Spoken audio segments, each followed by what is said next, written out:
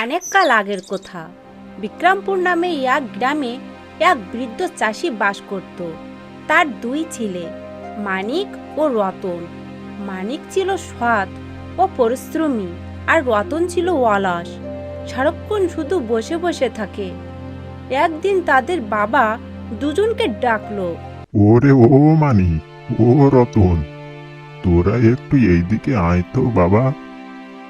কি হয়েছে, এত সকাল সকাল ডাকছো? বাবা, তোমার শরীর কি খুবই খারাপ? হ্যাঁ রে, আমার শরীরটা তেমন ভালো না। কখন কি হয়ে যায় বলা যায় না। আমি মারা যাওয়ার আগে যে সম্পত্তি আছে তা তোদের ভাগ করে দিয়ে যেতে চাই। বাবা, ভাগ করার কি দরকার? তুই বেশি বুঝতে যাস না। বাবা গুরুজন ভাগ করে দিতে চাইছে তো ভালো কথা। ঠিক আছে, তোমরা যা ভালো মনে করো। তোরা একটু ভেবে দেখ বাবা, কাল সকালে আমাকে জানাইস। এই বলে রতন ও মানিক চলে গেল। তাদের ছিল মাত্র 1 বিঘা জমি ও জমির পাশে একটি আম গাছ। রতন ছিল খুব চালাক। সে মনে মনে একটা বুদ্ধি আঁটলো। ওরে, তোরা তাহলে কি সিদ্ধান্ত নিলি? মানিক তো অনেক সৎ, আমি যা বলবো ও নিশ্চয়ই তা মেনে নেবে। আর ও যে আমার সৎ ভাই, বাবাকে তা কিছুতেই বুঝতে দিলে চলবে না। বাবা, আমি বলছি যে মানিক তো আমারই ভাই, তাই আমি ওকে ঠকাতে চাই না। আমি ভেবে দেখলাম যে জমিটুকু আর যে আম গাছটা আছে তার ভাগ না করাই ভালো। জমিতে ফসল ও আম বিক্রি করে যে টাকা হবে তা আমরা দু ভাই ভাগ করে নেব। কি বলিস মানিক? হ্যাঁ, তুমি ঠিক বলেছো দাদা। দেখলি তো মানিক, তোর বড় ভাই তোকে কত ভালোবাসে। যাক, আমি মরার আগে একটু নিশ্চিন্ত হলাম। কিছুদিন পর বৃদ্ধ চাষি মারা গেল। রতন খুব অলস। সে সবসময় মানিককে দিয়ে কাজ করিয়ে নেয়। এভাবে দিনের পর দিন চলে যায়। মানিক কাজ করে আর রতন সারাদিন ঘুমিয়ে ঘুমিয়ে দিন কাটায়। দাদা, চলো দুজনে মাঠে একসাথে কাজ করতে যাই। দুজনে যদি সমান পরিশ্রম করি তাহলে অনেক ফসল পাবো। লক্ষ্মী ভাই আমার, আমার শরীরটা খুব খারাপ। তুই আজ মাঠে যা, আমি অন্য একদিন যাব। আচ্ছা, ঠিক আছে। যাক, আজকেও কাজে পাঠিয়ে দিলাম। সৎ ভাই বলে কথা, বেটাকে দিয়ে সব কাজ করিয়ে নেব। দাদা সবসময় অসুস্থর কথা বলে সব কাজ আমাকে দিয়ে করিয়ে নেয়। আজও একটু কাজে ডাকলাম, তাও আসলো না। যাই মাঠের দিকে। এ কি, গাছের সব আম তো দেখি পেকে গেছে। বাহ, আমগুলো দেখতে কত সুন্দর। এই আমগুলো বিক্রি করে অনেক টাকা পাবো। আমি একটা জামাও কিনতে পারবো। যাই দাদাকে খবরটা দিয়ে আসি। এই বলে মানিক হন হন করে বাড়ি ছুটে গেল। দাদা, ও দাদা, কোথায় গেলে? তাড়াতাড়ি বাইরে আসো। কি রে, কি হয়েছে? চেঁচিয়ে তো বাড়ি মাথায় করলি, আর এত সকাল সকাল চলে এলি যে? না, তুই আজকাল যা ফাঁকি দিচ্ছিস তা কি আর বলবো। আরে কথাটা তো আগে শোনো। আমাদের যে আম গাছটা ছিল সব আম পেকে একদম হলুদ হয়ে গেছে, আর কি সুন্দর গন্ধও বের হচ্ছে। কি, তাই নাকি? কই দেখি, চল তো দেখি। হ্যাঁ হ্যাঁ, চলো চলো। বুঝলে দাদা, আমগুলো বিক্রি করে আমাদের অনেক দিন চলে যাবে। আমরা একটু ভালো মন্দ খেতে পারবো। আমি একটি জামাও কিনতে পারবো। আরে আরে, আগে দেখতে তো দে। সত্যি তো অনেক আম পেকে গেছে। কাল তাহলে এগুলো বাজার বিক্রি করতে নিয়ে যাবো, বুঝলি? হ্যাঁ, ঠিক আছে দাদা। নে, গাছ থেকে আমগুলো পেড়ে ফেল তাহলে। আর হ্যাঁ, সাবধানে পারবি কিন্তু, একটাও যেন না ফাটে। ঠিক আছে দাদা। বাহ, অনেক আম হয়েছে তো। মানিক ভাই আমার, আমার ঘাড়টা খুব ব্যথা করছে। তুই ঝুড়িটা একটু মাথায় করে নিয়ে যাবি? বাজারে আমিও আসছি তোর সাথে। ঠিক আছে দাদা। নে নে, এখানে রাখ। বাজার তো এখনো ফাঁকা দেখছি। আচ্ছা মানিক, তুই এক কাজ কর। তোর তো অনেক কষ্ট হয়ে গেছে, তুই বাড়ি চলে যা। বাড়ি গিয়ে কিছু খেয়ে নে। আমার খিদে নেই দাদা। আমগুলো একসাথে বিক্রি করে বাড়ি যাব। আরে তোর এত সময় থাকতে হবে না। না খেয়ে থাকলে তোর শরীর খারাপ করবে। যা বাড়ি যা, আমি আমগুলো বেঁচে আসছি। আচ্ছা, এত করে বলছো যখন আমি চলে যাচ্ছি তাহলে। যাক, অবশেষে বাড়ি পাঠাতে পারলাম তাহলে। আমগুলো বিক্রি করে যে টাকা হবে সব আমি নেব, মানিককে 1 টাকাও দেব না। এই আম নিয়ে যাও, আম, পাকা পাকা আম, এই আম নিয়ে যাও আম।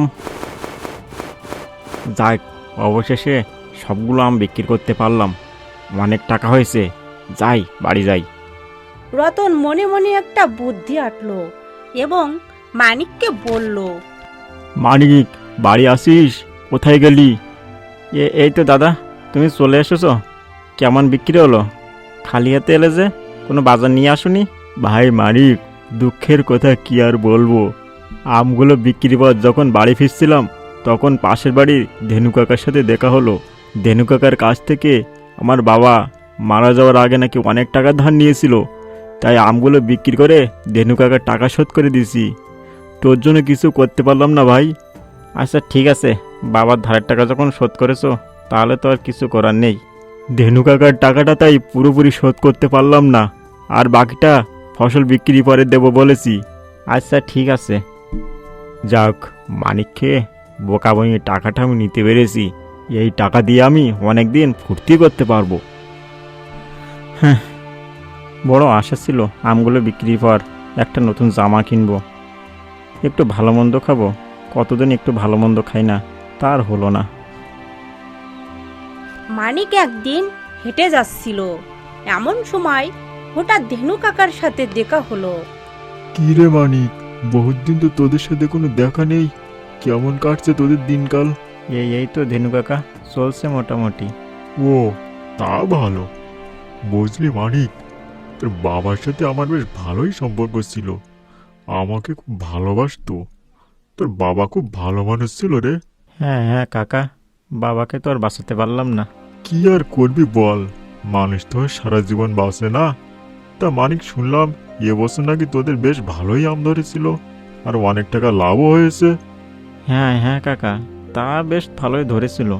আর সব টাকা তো তোমার ঋণ শোধ করতে লেগে গেল, একটা টাকাও চোখে দেখলাম না। কি বলিস, পাগল টাগল হয়ে গেছিস নাকি? আর কোন ঋণের কথা বলছিস? আমি তো কিছুই বুঝতে পারছি না। কেন? রতন দাদা সে বললো বাবা নাকি মারা যাওয়ার আগে তোমার কাছ থেকে অনেক টাকা ধার করেছিল, তাই তো আম বিক্রির সব টাকা দিয়ে তোমার ঋণ শোধ করলো। মিথ্যে কথা, সব মিথ্যে কথা। রতন তোকে সব মিথ্যে বলেছে। তোকে সহজ সরল ভেবে ও সব টাকা একাই নিয়ে নিয়েছে। তো তুমি সত্যি বলছো তো দেনু কাকা? হ্যাঁ রে, তুই আমার ছেলের মতো বয়সের, তোর সাথে মিথ্যা কেন বলবো? যাই যাই তাহলে। এই কথা শোনার পর মানিক মনে মনে অনেক কষ্ট পেল। তার আর বুঝতে বাকি রইল না যে তার দাদা তাকেও ঠকিয়েছে। দাদা, কাল তো ধেনু কাকার সাথে দেখা হয়েছিল। বাবা তো মারা যাওয়ার আগে ধেনু কাকার কাছ থেকে কোনো টাকা ধার করেনি। তুমি আমাকে মিথ্যা বলেছো, তুমি আমাকে ঠকিয়েছো। ঠকিয়েছি বেশ করেছি, বেশি বুঝতে যাবি না। তুই সৎ ভাই, সৎ ভাইয়ের মতো থাকবি, তা না হলে সোজা ঘাড় ধাক্কা দিয়ে বাড়ির থেকে বের করে দেবো, বুঝলি? মানিক মনের দুঃখে কষ্টে বাড়ি ছেড়ে চলে গেল। সে একটা গাছের নিচে বসে বসে দুঃখ করতে লাগলো। এমন সময় এই পথ দিয়ে এক সাধু হেঁটে যাচ্ছিল। হাঁটতে হাঁটতে তো আমি বেশ ক্লান্ত হয়ে গেলাম, পা তো আর চলে না। কোথাও কোনো বাড়িঘর কিংবা মানুষের তো কোনো দেখা নেই। যাই, আর একটু পর গিয়ে দেখি কাউকে পাই কি না। ও, ওখানে কে যেন বসে আছে। যাই দেখি মানুষটার কাছে কোনো খাবার আছে কি না। কে তুই বাবা? আমি খুব ক্ষুধার্ত, সারাদিন কিছুই খেতে পাইনি। তোর কাছে কোনো খাবার আছে? হ্যাঁ হ্যাঁ, আমার কাছে 1 টুকরা রুটি আছে, আমি দিচ্ছি। এই নাও।